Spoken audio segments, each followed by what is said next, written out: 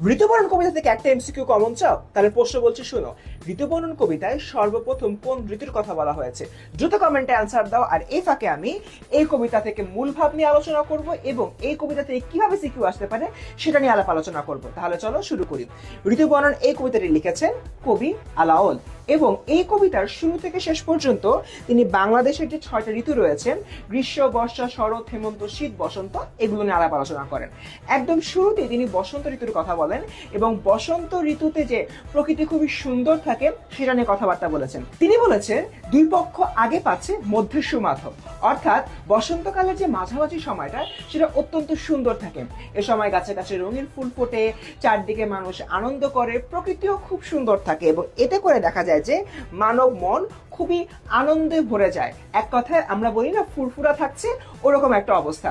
এরকম একটা জায়গা থেকে পরবর্তীতে চলে আসে গ্রীষ্মকালের কথা, কিন্তু গ্রীষ্মকালে থাকে প্রচন্ড গরম এবং এই গরমে দেখা যায় যে অনেক সময় আমরা ভালোভাবে নিজেদের যে সময়গুলো রয়েছে সময়গুলো যাপন করতে পারি না।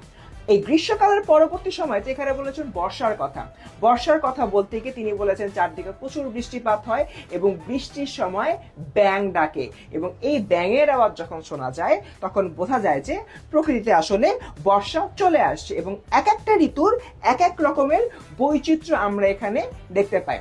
গ্রীষ্ম বর্ষা গেল, এরপরে তিনি কথা বলেছেন শরৎ নিয়ে। তিনি বলেছেন শারদ আইলো, চারদিকে শরৎ চলে আসছে, কাশফুল ফুটছে, প্রকৃতি খুব স্নিগ্ধ হয়ে উঠছে, নির্মল বাতাস রয়েছে, আকাশ পরিষ্কার রয়েছে এবং এই শরতের প্রত্যাবর্তনের মধ্য দিয়ে আকাশ অনেক পরিষ্কার থাকে এবং মানুষের মনও অনেক আনন্দে ভরে যায়।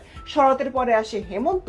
হেমন্ততে আমরা ধান কাটি এবং এর পাশাপাশি হেমন্ত যখন আগমন করে তখন আসলে শীতেরও আবির্ভাব শুরু হয়ে যায়। কিন্তু যখন শীত চলে আসে তখন দেখা যায় যে এক ধরনের আমাদের মধ্যে যুবথুবু ভাব রয়েছে।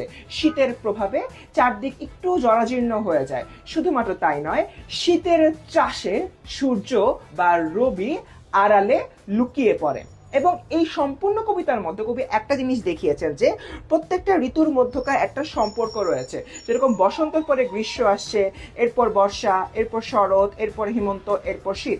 প্রত্যেকটা ঋতুর মধ্যে এক একটা সম্পর্ক রয়েছে এবং এই সম্পর্কের উপরে ভিত্তি করে প্রকৃতিতে বেশ কিছু পরিবর্তন আমরা দেখতে পাই।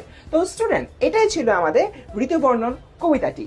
এই কবিতা থেকে প্রথমে যে এমসিকিউটি দিয়েছিলাম তোমরা সবাই উত্তর করেছো? উত্তর না করলে এখনই কমেন্টে যে উত্তর করে ফেলো এবং আজকের এই ভিডিওটা যদি ভালো লাগে ভিডিওটি সেভ করে রাখো আর পরে কোন টপিক চাও সেটিও জানিয়ে দাও কমেন্ট সেকশনে।